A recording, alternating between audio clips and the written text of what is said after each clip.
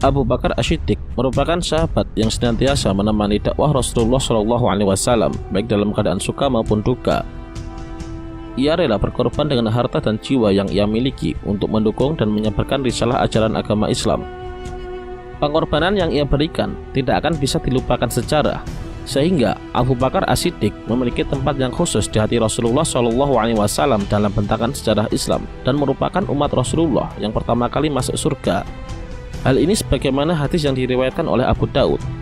Sesungguhnya engkau Abu Bakar adalah orang yang pertama kali masuk surga dari umatku. Hadis riwayat Abu Daud.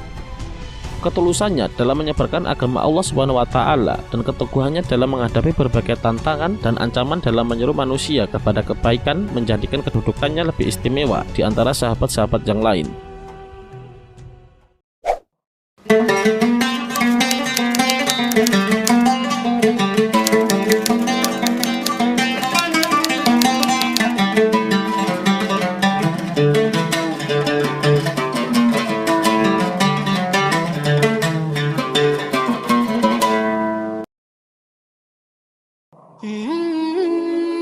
Nama lengkap Abu Bakar adalah Abdullah bin Utsman bin Amir bin Amru bin Ka'ab bin Sa'ad bin Tayyim bin Murrah bin Ka'ab bin Lu'ay bin Ghalib bin Fihr bin Malik Al-Qurashi Al-Taimi.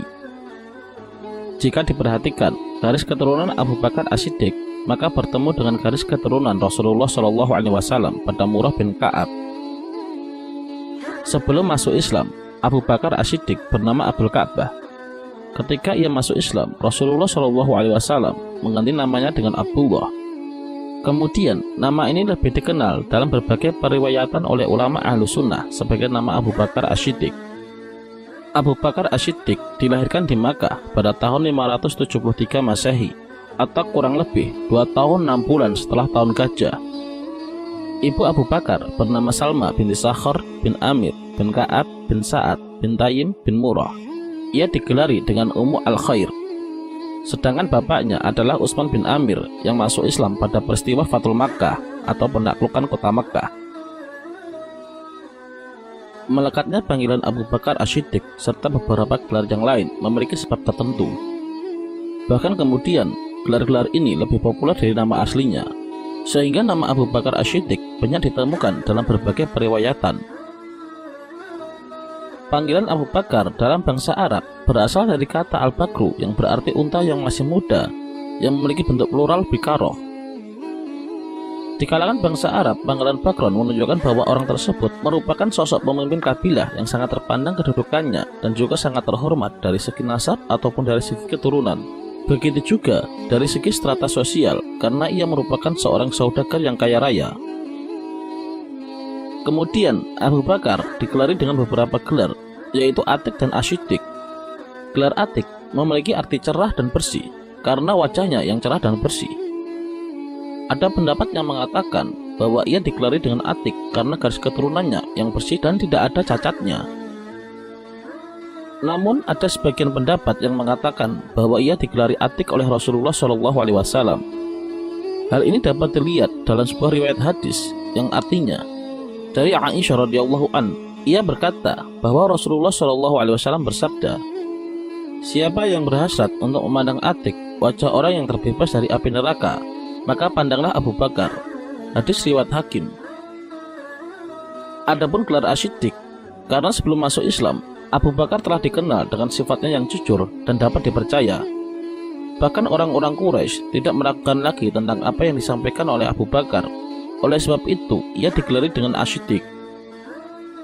Pendapat lain mengatakan bahwa gelar As-Siddiq karena sikapnya yang telah membenarkan peristiwa Isra dan Mi'raj Rasulullah SAW, yakni perjalanan yang dilakukan dalam satu malam dari Masjidil Haram ke Masjidil Aqsa dan naik ke Sidratul Muntaha, serta kembali lagi ke bumi dalam rangka menyambut perintah sholat yang dianggap sebagai bualan belaka oleh orang-orang Quraisy ketika itu. Namun dengan tegas, Abu Bakar berkata, "Sungguh aku membenarkan sesuatu yang lebih dari itu, yakni peristiwa Isra dan Mi'raj dari segala khabar yang datang dari langit." Ketika masih tinggal di kota Mekah dan sebelum masuk Islam, Abu Bakar As-Siddiq telah menikah sebanyak 2 kali. Istri pertama adalah Qatilah binti Al-Azzi dan yang kedua adalah Ummu Ruman binti Amir bin Uwaimir. Dari istrinya yang pertama, ia dianugerahi anak Abdullah dan Asma, dan istrinya yang kedua ia dianugerahi Abdurrahman dan Aisyah. Setelah masuk Islam dan hijrah ke Madinah, Abu Bakar As-Siddiq menikah kembali dengan dua orang istri, yaitu Habibah binti Kharijah dan Asma binti Umaisi. Dari Habibah, ia dianugerahi Ummu Kulsum yang lahir setelah beliau meninggal. Sedangkan dari Asma, ia dianugerahi seorang anak yang diberi nama Muhammad.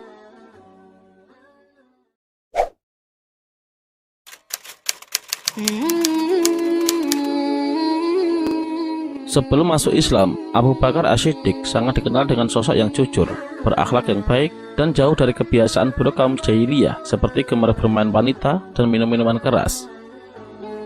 Abu Bakar berasal dari keluarga yang kaya raya, yaitu dari keluarga saudagar pedagang, sehingga profesi ini mendarah daging baginya. Banyak rute dagang yang telah ia kunjungi, di antaranya ketika musim panas pergi ke Syam dan musim dingin pergi ke Zaman. Dalam berdagang, Abu Bakar sangat dikenal dengan kejujuran dan keramahannya, sehingga hal ini menjadikan ia seorang saudagar yang terhormat di antara pedagang lainnya di bangsa Quraisy. Selain itu, Abu Bakar As-Siddiq merupakan sosok yang sangat lembut dan santun terhadap kaumnya, mudah suka kepada orang lain, seorang pedagang ulung yang memiliki akhlak yang istimewa. Ia sering didatangi oleh para pemimpin kaumnya untuk meminta berbagai pendapat, dikarenakan ilmunya yang luas, pengalaman berdagang yang mapan, kedudukan yang tinggi di tengah kaum, dan penghormatannya yang tinggi kepada orang lain.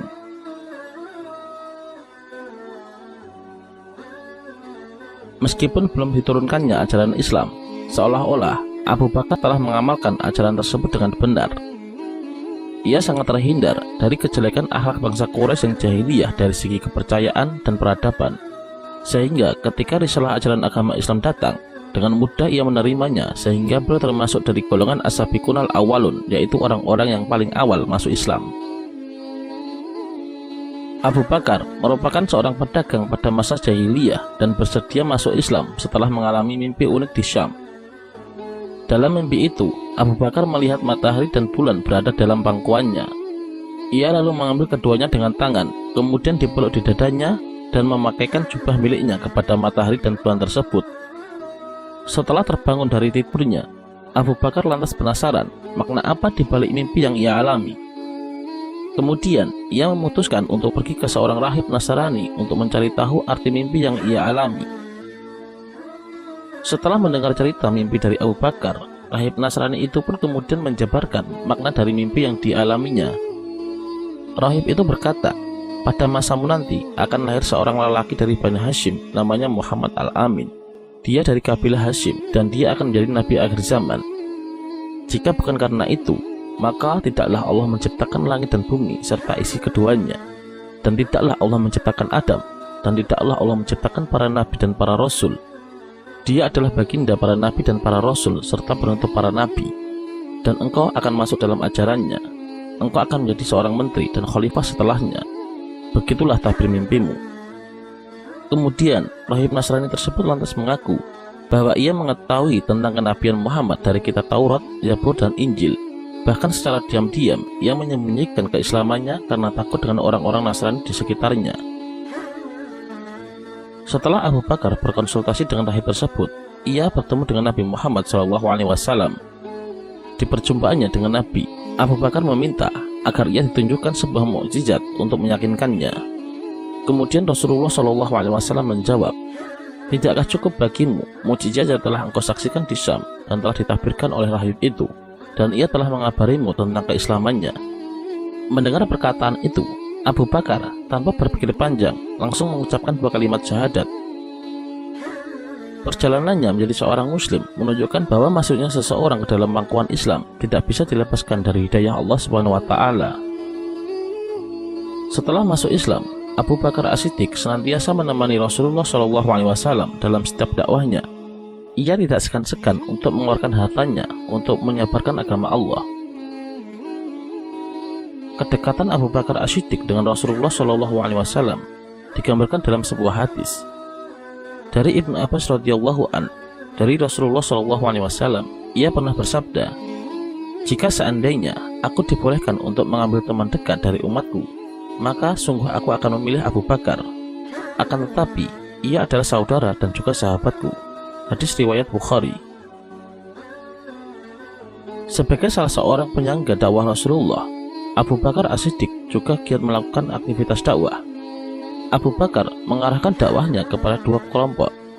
Pertama, kepada kelompok Quraisy yang memiliki fitrah yang bersih, pikiran yang lurus, dan tidak terpengaruh dengan kebobrokan akhlak dan akidah jahiliyah. Kedua, kelompok fakir miskin dari kalangan hamba sahaya dan orang-orang yang terdolimi dari kalangan non-Quraisy.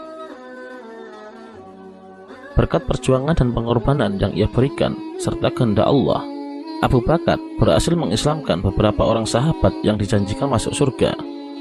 Mereka adalah Zubair bin Awam, Utsman bin Affan, Thalhah bin Ubaidillah, Sa'ad bin Abi Waqqas, dan Abdurrahman bin Auf.